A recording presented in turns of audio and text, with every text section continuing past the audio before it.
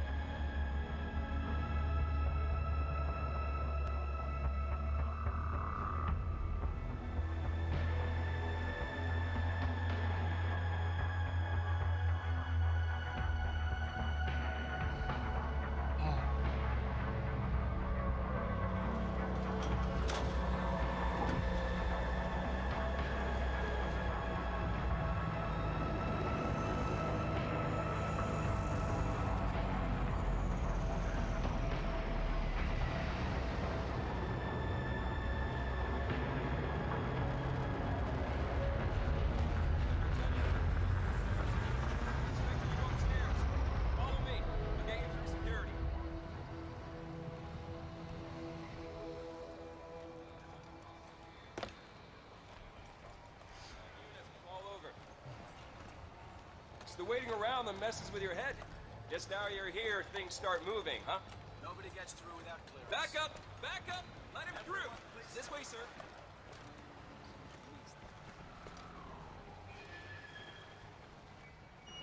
Sorry, sir, just a formality.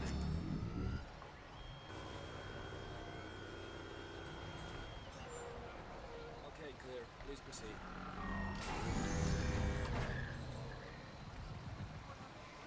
What happened to the plane? Where did that go? Yeah, well,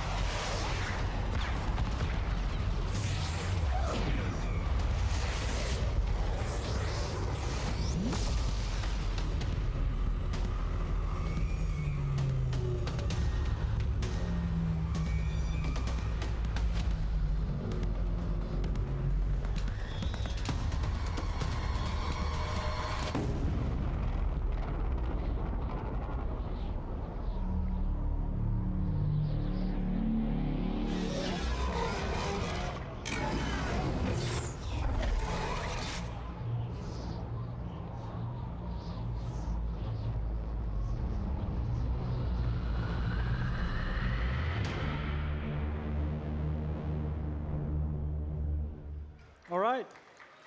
So this was a live presentation. Eric died.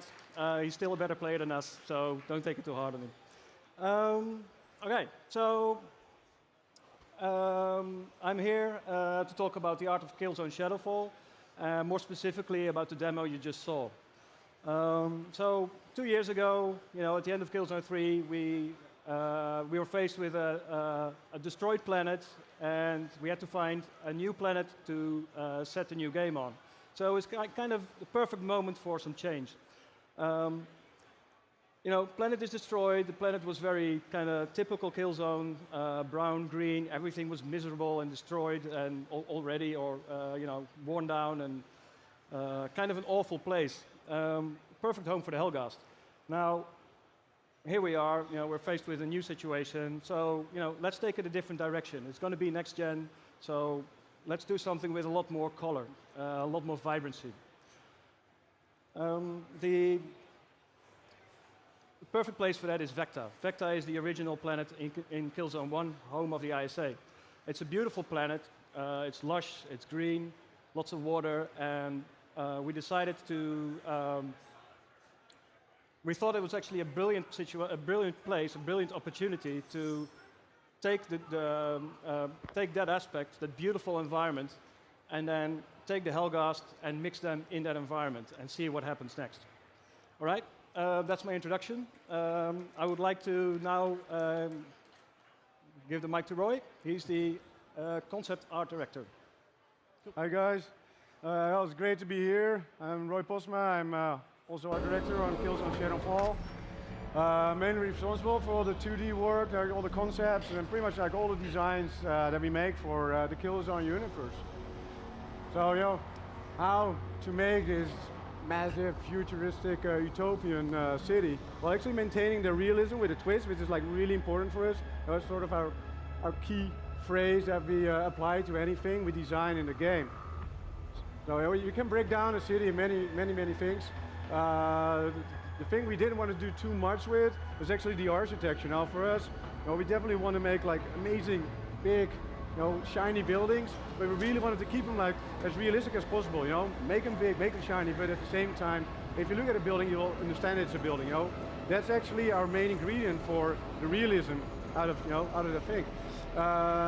So for the twist, we wanted to go into a next step. We really wanted to play with the setting. So what we actually did and what inspired us is like, back on Killzone 1, we actually had Vecta City as well. Only, back then, the city was built on a slope. We had like these stairs on it with all this, with the city on it. Problem was back then we couldn't really show the vision. We didn't have the power to make that work. This time we could. So we really wanted, to make it shine, to make it great, and we actually, want to make it a bit bigger as well. So what we actually did, it's like the twist thing we took.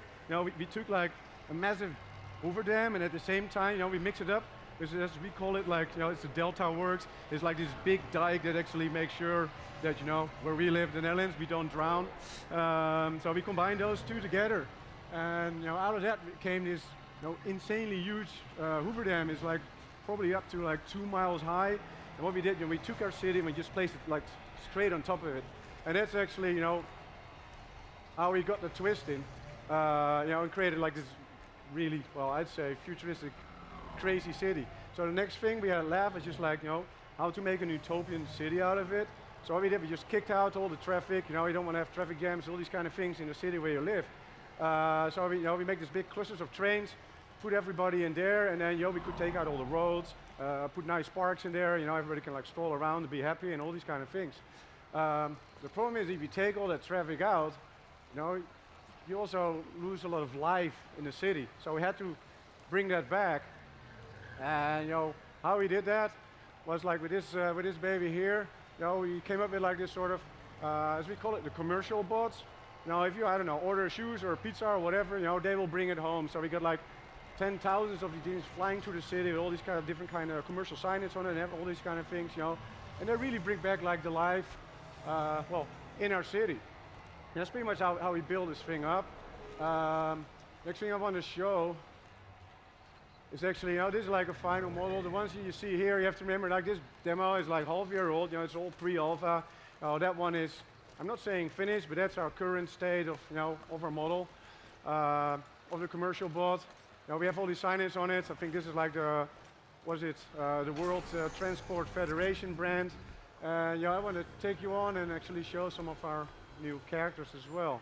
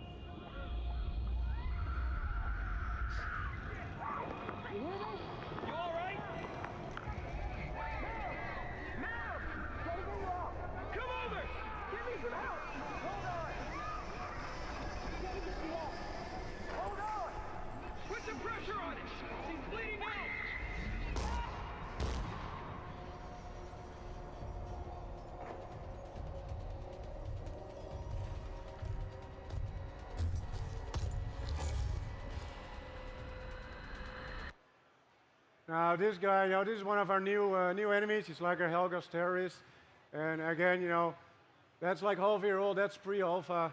That's our current in-game model. We got up to like 40,000 polygons in it. This is actually really in-game model. It's not a render or something. You can see all the amazing detail on this guy. What made this guy like really interesting actually is he's like a mix of both sides. He's like an ISA civilian, like the sporty base. That's what we base him on, and actually we dress him up with all these Helga's surplus military hardware. There's all these straps on it, which is like really great for the design of a character. You can really play with all the volumes. We have all these straps like flying around in the wind and when he's running, all these kind of cool things. And it's a nasty guy. He can cloak, disguise, all these kind of things. So another guy, this is one of my favorite characters, to be honest. He's been with us since I think Killzone 2 and Killzone 3 was there. He's our sniper. This guy can cloak as well. We really wanted to revamp this guy. Again, it's in-game shot. If you really look like at all the detail of this guy, what I really like to do with all the characters is to stack up as many different materials on top of each other. It really gives a lot of depth to the character design. With all our new shaders, everything has different properties and fidelity on it. One of the new characters I like to show off as well is actually Echo. Now she will be a bit, she's a bit like the Shadow Marshal actually of the Helga. So you're definitely going to meet up with her. And as the last part for like my part is introduce you to the new version of our main iconic enemy. The Helga's Assault guy. So that's it for me. I just want to hand it over to Arjen Bak. He's going to show his in the real demo behind the scenes, and there you go. Hello guys. So I'm Arjen Bak. I am the environment art director on Killzone Shadowfall. My responsibility is to translate that vision that the guys just talked about into the actual game world and make sure that that's done at the highest possible quality. Now, in this demo, we have the Helga's terrorist plays a bomb inside the building. And to create this event, we actually built two versions of the game world, one before and one after the blast. Now, to give you a better look at this, I'm going to take the camera out of the first-person perspective and go into more of a bird's-eye view.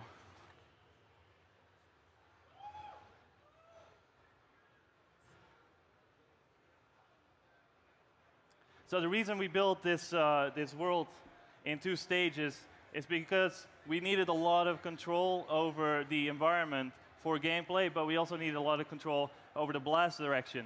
So what you can see on the screen right now is that the blast originated from the building, then fanned out to the sides, and then all the way in the back here where all the small debris landed. Now, another new system that we added to Killzone is what we call the dynamic dust system. And this system allows us to add a thin layer of dust onto the characters and onto the world and onto any object that is either moving or standing still. So what you can see in these corners here, you got all the dust building up. There is dust on the tops of these cover pieces. So the last thing I want to show you guys is one of our debug tools. So this debug tool is something that we use to manage the tremendous amount of detail that you see on the screen here. It allows us to, let me see if I can get it up here.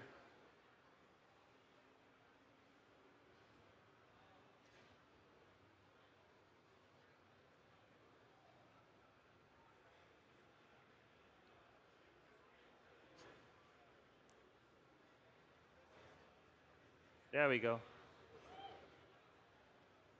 Right, so it allows it to very visually see all the detail that we're drawing and all the time that we're spending to build these frames.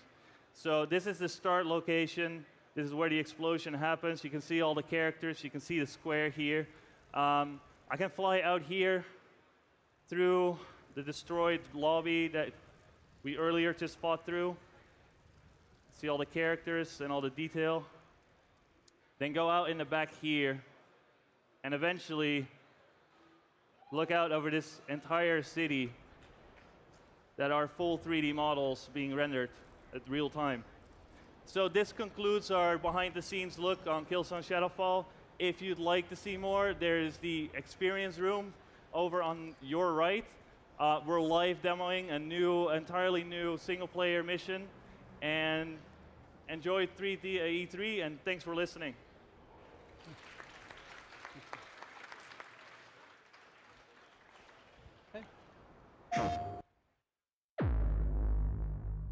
Let me show you something. It was a recon mission across the wall. We've heard nothing since.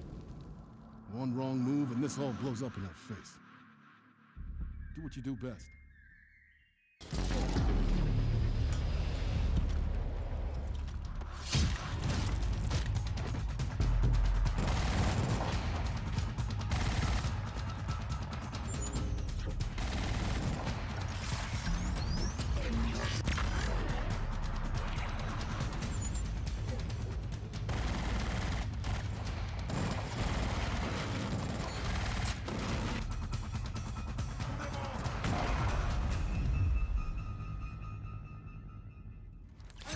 Hands down!